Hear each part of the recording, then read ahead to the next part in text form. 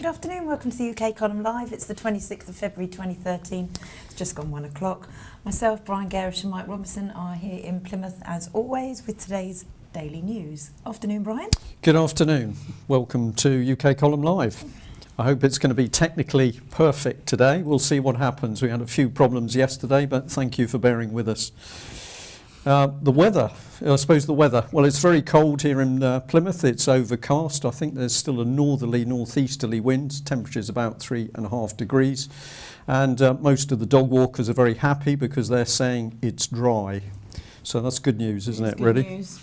Who's kicking off today? Is it Well, Mike? I think it's us. And we feel that the situation in the NHS is so serious that something has to be done to make sure that this man cannot stay in his job.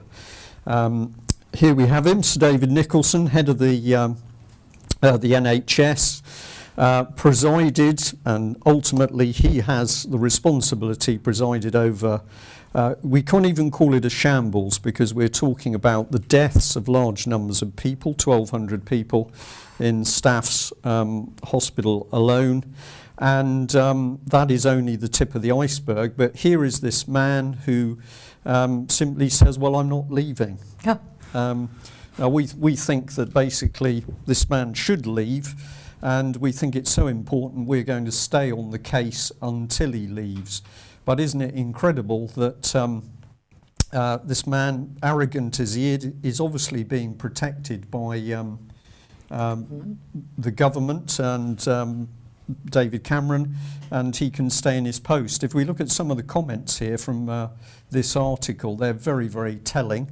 So in a letter, this is campaigners for curing the NHS. The campaigners argue the government is protecting Sir David because he has faithfully implemented government policies. And I think that's a very astute comment. This man hasn't come into the job doing what he wants. He's obviously been putting in place government policies, and those policies include the so-called care pathways, which many people are now saying is effectively a system of euthanasia. It's a death list. A death list, yeah. They also accuse ministers of a callous disregard for the views of grieving relatives by keeping him in his post and supporting the work he has done. So this is very, very telling language. I would also say it's very good language because they're not messing around. They're calling it as it is. The campaigners are delivering a letter to David Cameron criticising his deeply shameful behaviour in backing the NHS chief, Sir David Nicholson. But of course this is the way with our senior politicians at the moment. It doesn't matter what they've done, whether it's interfering with children or whether it's stealing public money and expenses. We can be sure that the senior people such as Cameron are actually going to back them. Why? Because they're all in it together. Yeah. And here we are, Patients First and Cure the NHS will accuse the Prime Minister of double standards for vowing to prosecute incompetent hospital staff but not the bureaucrats behind the system. And I've got to say they're spot on here because we've personally experienced as a family problems in the NHS where of course the managers were simply protected while all the blame was shouldered onto the clinical staff. So rank hypocrisy, I think, rather than double standards with regard to Mr. Cameron.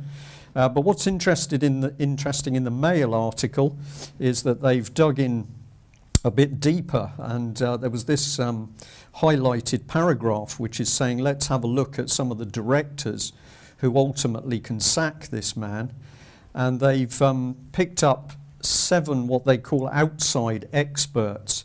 And I think the point here is that the Mail is saying who on earth are these people and why have we got them near the NHS? So for example, we've got an Ed Smith who's got a background with accountancy firm PricewaterhouseCoopers.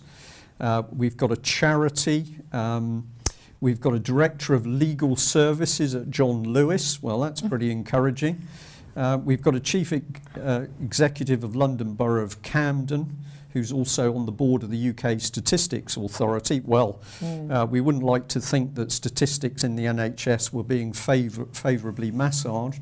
And then we've got a gentleman, Naguib Kiraj, Vice Chairman of Barclays, obviously a major bank with a tremendously clean reputation. And it's pointing out here that this gentleman's linked to Bob Diamond. And who are these people? Yeah, but it's interesting that the Mail's bringing that up because famously the papers never name names. It gets blamed on the corporation, and you've been asking that question. You've been saying, let's name these people. And now, could the Mail be possibly watching the column, maybe? Well, possibly. We of course can't say that, but it is remarkable that certainly topics we've covered and other people have covered, yourself included. But if we just continue on this theme of who it is that's actually now running the NHS, cheating slightly because we showed this slide yesterday, but here is this amazing organisation, the Centre for Workforce Intelligence. And if we just highlight the bit down here, it says our vision is to be the national authority on workforce planning and development, providing advice and information to the health and social care system. And our mission is to become the primary source of workforce intelligence for health and social care. And you say, who are these people? We haven't had an answer from them, but looking at the website, it looks as though it's another private company, Michelle's, that's actually beginning to control the NHS. We've got Serco in there. So I think the Mail is actually on the right lines. Who is it that's running the NHS? Yeah, exactly. Somebody in the chat room's just put, Jeremy Hunt has put through a bill which privatises the NHS by forcing doctors to use private companies, and that's coming into effect in April. Yeah, so we can say they want the destruction of the NHS, and this is my view that Sir David Nicholson has done exactly what he was told to help destroy the NHS as an efficient service so that it can be privatised. Are we going to be looking at Cameron Care? I hope not. It's probably a death pathway. But this is another example of what we really don't know is going on. The Mirror's picked up on this gentleman. He's a doctor working for the NHS, but his background is that he's linked into treating torture victims during Saddam Hussein's regime. Now it's been flagged up in the press. There's going to be some investigation as to is he suitable to be working within the NHS. I'm going to be fair to this gentleman and say he could have been coerced into the work he was doing in Iraq, but we're now at a stage where in our care system with very vulnerable people, elderly, sick, dying people, do we really know who's coming into contact with them?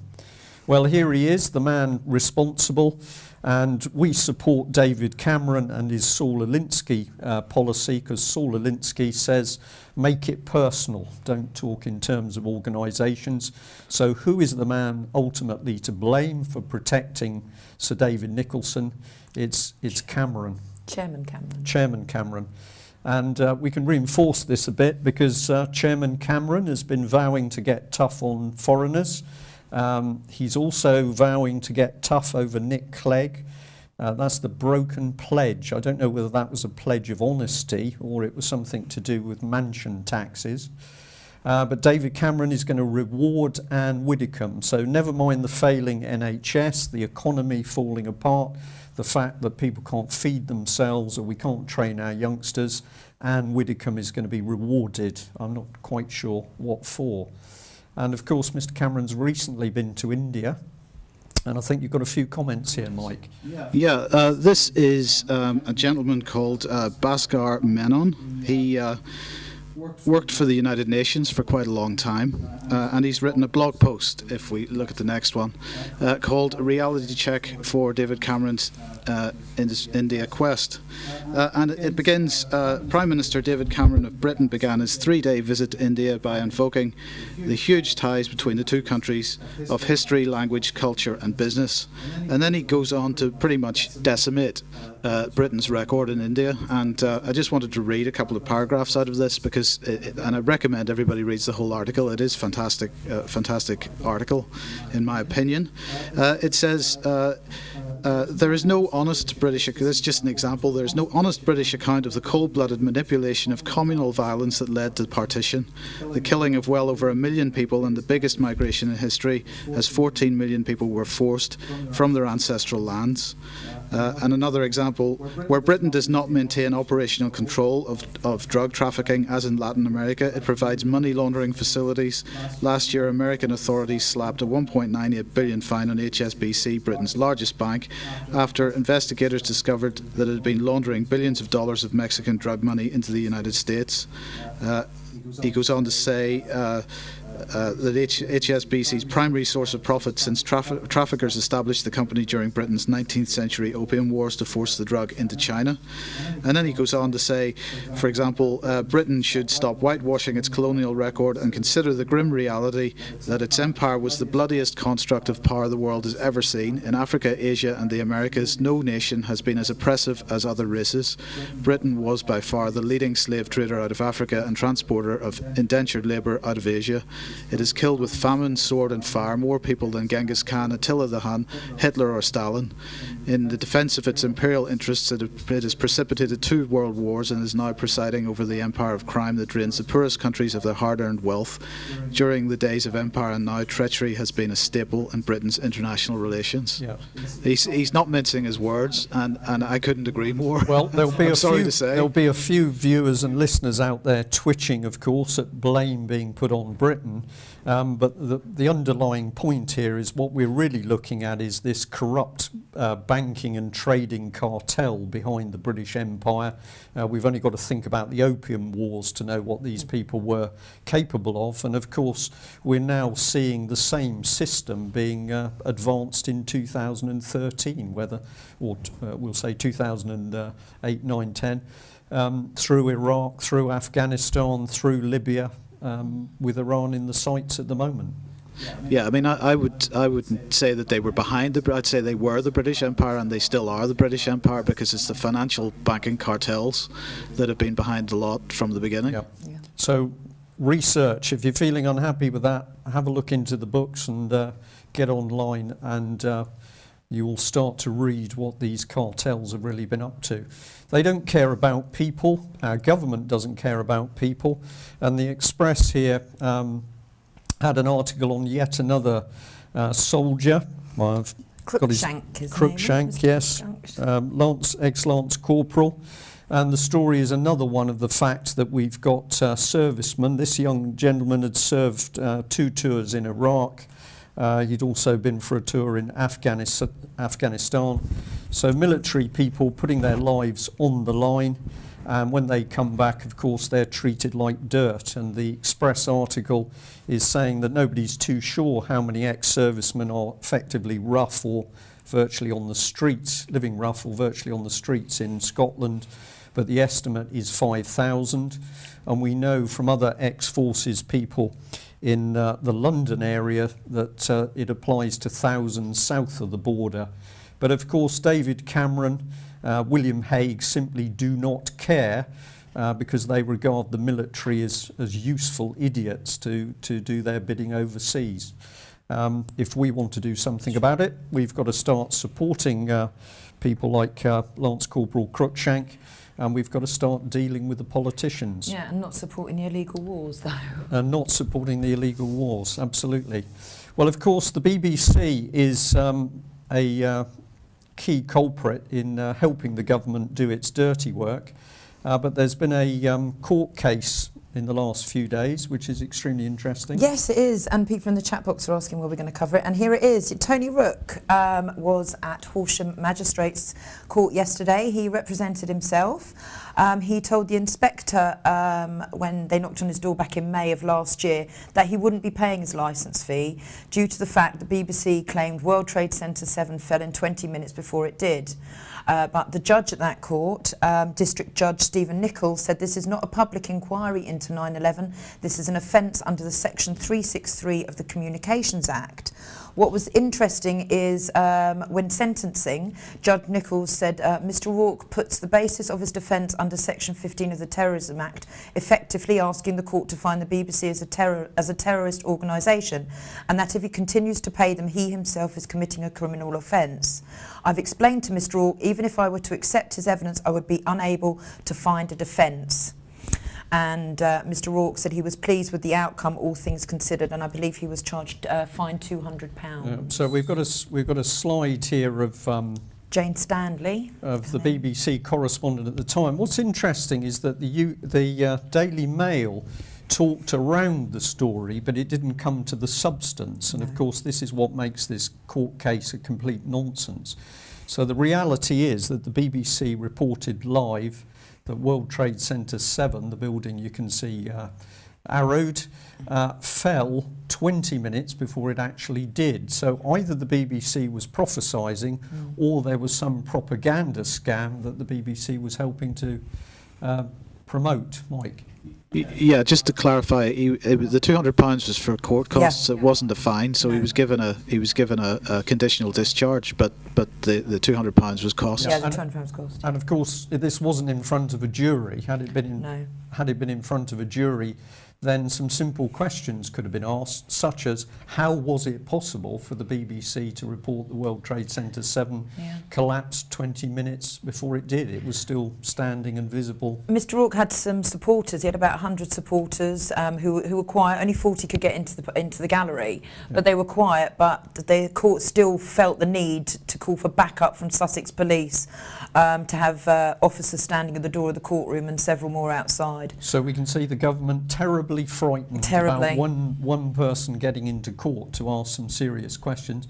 But of course, when we delve into the BBC, we find a machine which is funded to the tune of billions and is designed to lie and spread propaganda. Mike, you got anything to add on that? Or no? Okay. Well, so let's stick with the BBC. This story was reported in the press as well, but we've decided to go with the BBC themselves. And the BBC getting very, very upset because they're maintaining that basically World Service radio signals are being jammed in China. And the BBC sent a very strongly worded statement out here. It's saying they're condemning the action, which is designed to disrupt audiences' free access to news and information. So there's an interesting point here that what's being pumped out in China is free to the audiences. In UK, we're actually having to pay for it. Yeah. And if we follow that up a bit more, BBC Director of Global News, Peter Horrocks, said the jamming in China was being timed to cause maximum disruption to BBC World Service English broadcast. Deliberate and coordinated efforts by authorities in countries such as China and Iran illustrate the significance and the importance of the role the BBC undertakes to provide impartial and accurate information to audiences around the world. So we've got something very strange here. The BBC is pointing a finger at China, blocking communications, hostile act. BBC claiming to tell the truth and to give proper news, which we know is a lie. So let's have a little bit more. We delve a bit deeper into the BBC. And the Independent here flagged up a story which was saying that the Chinese state has been funding BBC and the Attenborough series.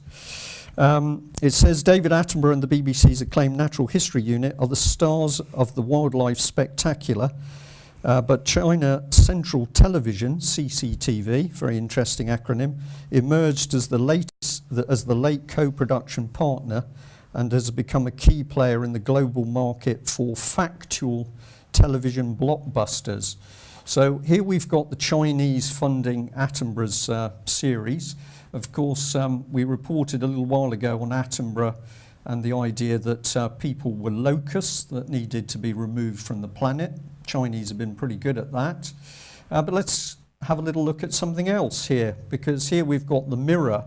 reporting that the Chinese are operating secret tiger farms where these beautiful animals are being bred in order to use skins and body parts. And this is pretty unpleasant stuff, Yeah. but perhaps Mr. Attenborough might like to turn his attention to who's funding him. So we've got classic rugs, and this is a very offensive picture of the bodies of tigers that have been bred and dispatched under this system. So well done the BBC for rank hypocrisy. But if we have a look at what BBC Worldwide has to say, China Central TV is really quite an important partner in terms of factual programming now, said Mark Reynolds, the Director of Factual at BBC Worldwide. We're going to talk to them about other projects coming up in the future, because with the cost of these big productions, we're always looking to bring in new partners where it's the right editorial fit for them. So here we have what is a private company in bed with the Chinese, slaughtering people and tigers, but claiming to the British public that it's all part of a wonderful wildlife organisation. And if we dig a bit further into BBC Worldwide, most people will not be aware that this is a separate company from the BBC we pay our licences for. It's grown off the back of our licence fee money. It's now a £1.1 billion turnover company. And who's it accountable? Well, not the licence payer. Can I just ask, so basically what's happening is that licensed fee payers are funding the programming that the BBC makes. The BBC then hands that over free of charge to a private corporation, the BBC Worldwide, where it gets sold for billions. That's the way it appears to work, absolutely. And we've just got a little bit of information on BBC Was Worldwide. it BBC Worldwide that we couldn't, some news reports that we couldn't look into? I remember there was a story about microchipping children. Yeah, We can't access looking at it. BBC licence payers Yeah. in UK can't access Yeah. this stuff. And if we just have a look in a little bit of detail about this wonderful organisation, it says our vision is to be a leading global entertainment company rooted in BBC values. Well, we've seen what they are, and we've still got Savile to deal with, offering world-class content that resonates with local audiences. Our growth strategy is designed to deliver that vision by building on the assets that set us apart, the BBC brand and our portfolio of distinctive high quality. Right, well, of course, the building on the assets is they've built themselves on the back of public money which licence payers have put in. Here's the returns. They say, well, of course, we put money back into the BBC, so they've put in a staggering amount of 181 million. Compare that to 3.5 billion of licence payers' money. So this is a complete scam. And we know it's a scam when we start to look at the salaries, because the chief executive, John Smith, is raking in 440,000, but there's a bonus system of up to 55% of base pay. And the chief financial officer can get a bonus of up to 40% of base pay, plus they're allowed to use the BBC pension pot. So private people get caned to pay their licence fee. It's put in a pot, and these people help themselves, and meanwhile they're making profit. It's outrageous. Absolutely. It's hypocrisy. But if you feel strongly about what's going on here and those poor tigers in China, perhaps you'd like to contact BBC World Service and make your views known. We tried to get an opinion from them this morning, but every number we called, they were away at Liverpool, where they're holding shortly a self-congratulatory event. But when we did speak to the press team, we were met with the usual BBC arrogance. Just so that we know what we're talking about with China, far from being a democracy coveted by David Cameron and Blair and Brown, this is some of the raw statistics of the number of people who've died under the hand of the regime. Well done, BBC. What's been happening in the press, Mike? Just interesting little article here that Warren Buffett has bought up his 28th daily newspaper. He's also been buying up magazines and other media, print media mainly. For those who don't know, Warren Buffett owns Berkshire Hathaway. He's considered one of the so-called greatest traders on the planet. And I just thought it was interesting that this man who's, working with Bill Gates and others on the global agenda is also buying up newspapers at a time when newspapers aren't making any money, really. In fact, most of them are losing money. So there can't be a financial reason for him buying these newspapers. So I'm just asking the question, what is he up to? And if anybody knows, perhaps they'd like to get in contact and tell us. Yeah. Well, we come on to the story which we think at the moment the government is desperate to bury, which is Jimmy Savile, but you picked up something here on Jon Snow. Again, interesting timing. I'm not quite sure why Jon Snow's decided to do this now, but Jon Snow is saying how he has felt, the Savile inquiry has brought back memories of an event when he was 6, when he was taken away from the classroom by a teacher and undressed, and it was only for the fact that another member of staff saw him being taken away that anything particularly nasty didn't happen to him. Just interested in the timing. Don't really know what's behind this. People should read this and see what they think. But yeah, that's all I can say about it at the moment. In the meantime, however, if we look at the next one, that's Louise's actually. Sorry. Okay. We'll come. Do you want to come back to you? No. It's the next one. This is for me. Okay. Okay. Right. So this story, the picture there, I don't know if we've got it up. Yep, is of the disgraced Cardinal Keith O'Brien, who quit amid the allegations of inappropriate acts towards fellow priests. Pictured here with his friend Jimmy Savile. The picture was taken 6 years ago. It came out last night. And the photo was taken in Edinburgh back in 2007 when Savile and the Cardinal unveiled a £375,000 vehicle for the disabled. Apparently they first met back in the 1970s when O'Brien was priest in North Lanarkshire and worked with a friend of Savile's mum. It was Cardinal O'Brien, interestingly, who ordered an investigation last September into a priest called Clythe, I think it's called, and who had been suspended following claims of abuse against 2 young victims. And apparently Cardinal O'Brien quit just 24 hours before he was due to fly to Rome to help choose the next pope. So it's all getting very, very mucky in the Catholic Church, which is exactly what Kevin Annett has been talking about with the wide-scale abuse of young children within the church system. If you don't know Kevin Annett, simply look him up on the internet and Canadian Holocaust, and you will start to find details of what he's been reporting. And we've got more to report on that in the next few days after a special court hearing. But of course, Savile was not just Jimmy Savile, he was Sir. And the Telegraph has been of great interest here, which is your article. Right. So this was the point that I had out of order. I apologise, but the question here is why are 3 people being stripped of their various honours, thank you, when apparently Jimmy Savile is still being protected, or his honour is still being protected, and we've got to ask why that is. Clearly there's a precedent for having honours stripped away in the event that you bring the honour system into disrepute. I can't imagine anyone bringing the honour system into more disrepute than Jimmy Savile. The excuse they've used, I believe, in the past is that it's because he has passed away. Well, it's a living order, they say. This is what was put back from the Public Honours Committee, that it was a living order, it couldn't be taken away. When you died, you didn't have it. You can still be Sir on your tombstone, you can still be referred to as Sir in the press. So somebody's lying somewhere. Well, I think so. I think under the circumstances, since the circumstances, at least as far as they are concerned, may be considered exceptional, then perhaps they should have made an exception in this case.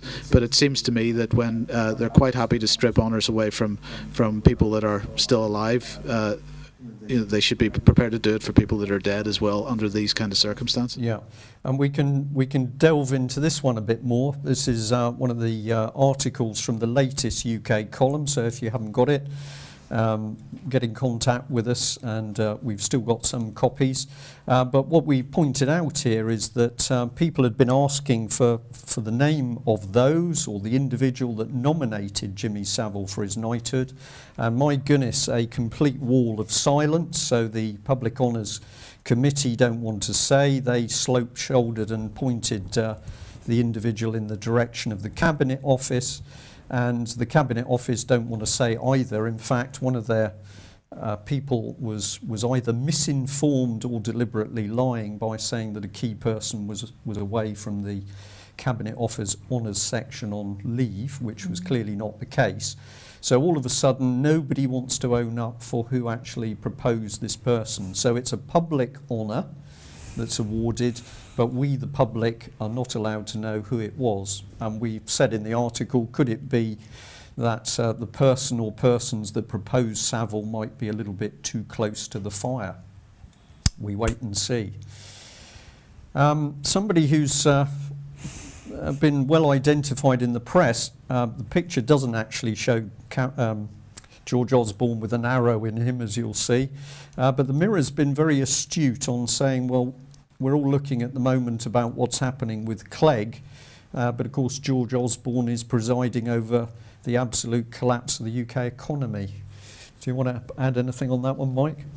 You've got a few points to come up in a minute, I know. So we'll look at the cartoon, and this is the substance that at the moment all the arrows are going in the direction of Clegg. I think he's run away overseas at the moment. Obviously the questions about wrongdoing in Lib Dems are too much for him, so he's run.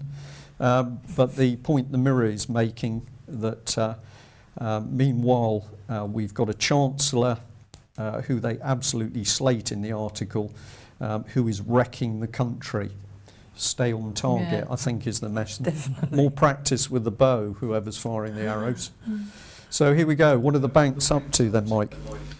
Right, well, apparently virtue cannot be regulated, according to Mark Carney. Mark Carney is the upcoming Governor of the Bank of England, of course. And he's basically saying that even the strongest supervision cannot guarantee good conduct.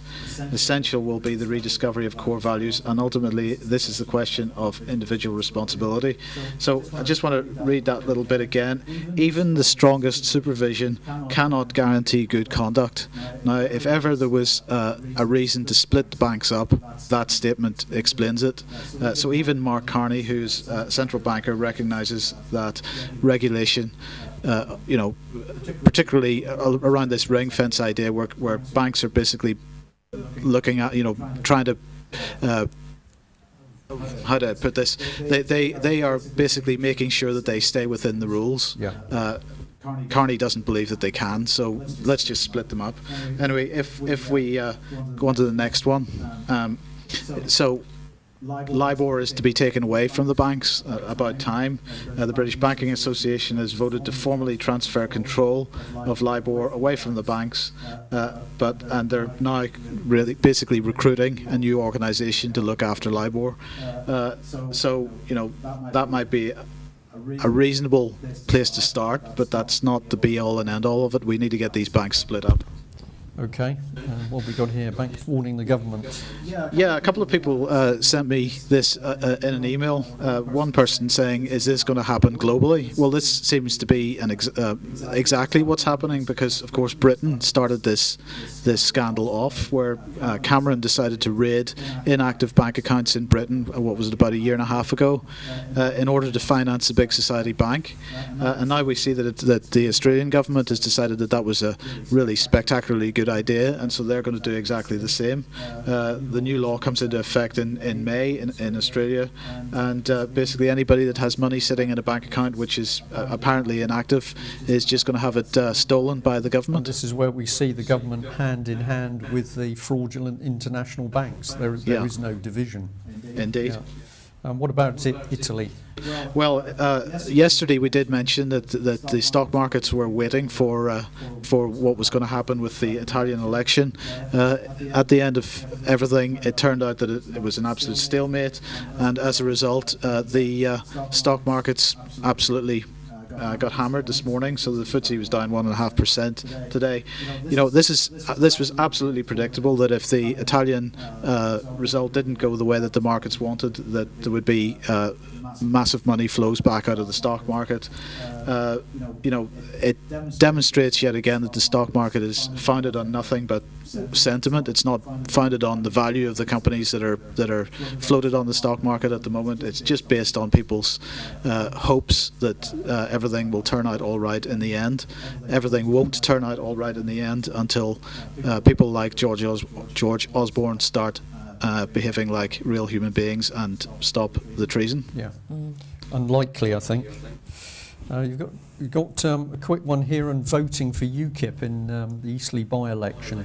Yeah, all I wanted to say on this really was, this is a warning from the Conservatives. A warning from the Conservatives, apparently. Staggering. They're trying to, well, they've done it before, but they're trying to swing the election, aren't they? They're saying if you vote for another party is going to get in, so don't vote for that party, vote for us instead. Yeah. Well, I think that there is something very strange going on here, because you've got this lady, Marta Andreasen. She stood up and slated the EU over a financial fraud, all sorts of things. The next minute she's joined up with UKIP. And I'm going to upset a few people here, but we know that there's been some underhand dealing with money at the top of UKIP, which she didn't want to sort of really look at, turn blind eye to that going on. We've got the Conservatives now moving in. They're crowing because they've got, how could this woman possibly join David Cameron's outfit when he hasn't really promised a referendum? It's only a referendum if you re-elect me. I mean, are people blind? And so at the moment this is just parties playing with each other, and we're going to stick by our line here at the UK column that if we want to solve the mess in Westminster, we need independent MPs who are not under the control of a party whip in any shape or form, behind closed doors or not. And one of the people in the chat was Max Kaiser for Chancellor of the Exchequer. Okay. Go with that. Right. And we're switching subjects around here. We got coal, UK coal. Yeah, I mean, UK Coal is basically suggesting that they had a fire at the Dolmill colliery on Friday, I believe, and that colliery looks like it's going to have to close as a result. UK Coal is saying that the fire was an accident. I do wonder, particularly in light of the, if you take it in consideration of the coal-fired power stations being shut down within the next 2 years. It's very convenient. Yeah. Very convenient. Yeah. And of course, we saw under Thatcher that the coal mines in UK were absolutely slaughtered, leaving well over 300 years deposits underground. Meanwhile, we brought in coal from Spain and as far afield as Australia. As usual, the nation betrayed by its own politicians. And global food firms failing. Yes, they are. There's been a report done on ethical standards, and brands such as Nestle, Mars, Coca-Cola and Kellogg's have apparently all been failing their workers. The lowest score, they've been scored, the lowest score is the food giant Associated British Foods. They own Kingsmill, Silver Spoon Sugar and Ovaltine. It scored just 13 out of 70. Its treatment of women and climate change is what has failed them. The highest score it managed to achieve was the relation to workers and transparency. In joint second lowest place were Kellogg's and Häagen-Dazs. A spokesman for Coca-Cola has said, as part of our commitment to transparent, more sustainable, responsible business practices, we welcome a continuous dialogue with Oxfam, who carried out the survey on how workers were treated. But lowest of all, very bottom, was Associated British Foods. Isn't it remarkable? We have the horse meat incident. We've now got this coming in. Yep. For me, this is pointing to Codex Alimentarius. Absolutely. Where we're going to have governments and indeed the UN saying what we can eat. And that's down to the lowest level, isn't it, of herbs or... Yep, everything, so herbs, vitamins. We've got a problem created here in order to slide in Codex, massive control of foodstuffs. Yep. Check it out. Oh, this And- story's, well, it's happening now in America. They're adding aspartame into milk. We've already had the raw milk factories being closed down, and with armed police running in with guns a-blazing for little independent health stores selling raw milk. And now the FDA has approved aspartame to be put into milk and yogurt, cream, without it even being labelled, so people don't know. So there's no getting away from it at all. Something else that people can research for themselves. You've written an article in the UK column on aspartame. You can also Google a lady called Corinne Gouget, French lady, who's done a huge amount to warn people of the danger of aspartame and the injuries it can cause. Yep. Now this one you must be quite happy about, I think. Really happy. Clive de Carle, who has been on this show and is a regular on my radio shows, has been talking about the dangers of soya for, well, he's been talking about it for years, but we've definitely been talking it on my show for the last year. And well done to the Daily Mail, who today has an article up there about the dangers in soya. The main concern is a chemical called hexane that they use to, that is used to extract the oil from the soya beans, and it's known to poison the human nervous system. Through repeated exposure, people can develop neurological problems similar to those experienced by solvent abusers. The soya industry claims that only trace residues of hexane find their way into the finished products, but processing also frees up glutamic acid from the soya, a substance that can trigger allergic reactions. And as I said, But people are also pointing out that we're not designed to no, actually we're not designed to consume soya. No. So this is the key point. Yeah, so well done the Daily Mail there for bringing that in. Research it. Yep. And we'll end up on corruption in British politics. And of course, the hot topic at the moment is the Lib Dem party. Yep. The Sun here talking about a second Lord being accused. Yeah. He's been branded, whoever he is. They're not giving any names away or any clues, but he's been branded the pervy peer. And apparently he was sending suggestive messages to the Westminster reporters. Apparently he invites journalists to lunch, then texts them to wear a certain kind of boots or shoes. He then tells them to wear particular blouses and dresses. And apparently The Spectator magazine printed an article last year referring to a spidery peer notorious for complimenting young women reporters on their tops and shoes. And this pervy peer is being looked into by the police. It's very interesting, isn't it, that the moment somebody's being looked at, at higher level, absolutely no naming, it all goes deathly quiet, nobody can be told, nobody knows what's going on. Whereas it's some individual picked up at street level, then of course it's straight all over the face. And what is Leveson trying to do? Well, of course, Leveson is trying to make it even more difficult for the press and mainstream press and media to actually report what's really going on. And still behind the scenes, we've got the issues with our Lib Dem Lord, and the article from the Express here is, I think, pretty interesting, because a lady, Helen Jardine Brown, claims that she was given a £50,000 payoff from the party on condition that she signed a gagging order. She was also told that Mr Clegg would phone her, but she insists that he never did. What's her name? Let's just bear that in mind. Something. Jardine Brown. Jardine Brown, okay. Well, but the key point is that something dirty has been going on in the Lib Dem party. It's been going on in Labour. It's going on in the Conservatives. But nobody wants to get amongst it. And of course, the government itself is threatening the police at the moment that if you dare to speak out about what you find, you are the ones going to be put into prison. Could it be that some of our higher judges and lords and senior politicians are themselves involved in mucky stuff? Scotland Yard have now been called in to look at the what's happening with the peer. There's a slide here, Mike, if you just, thank you. So it does seem to be getting more serious. But probably the Mail's got it right here, which is pointing out that this is a trail that leads right to Clegg's door, because it's becoming increasingly apparent that a number of people were warning over many years that something untoward was happening. But of course, Nick Clegg is a perfect companion to David Cameron, because he's absolutely not prepared to tell the truth. Yeah, and runs away. So we're going to leave you with another look at the UK column front page, because I'm going to say we think we've got it right. We're dealing with effectively domestic terrorists. These people are destroying the country from within, and they know what they're doing. We can have a closer look at their faces here. And we've got to deal with these people before they take the country where it's ultimately going to go. We think we're on a knife edge at the moment.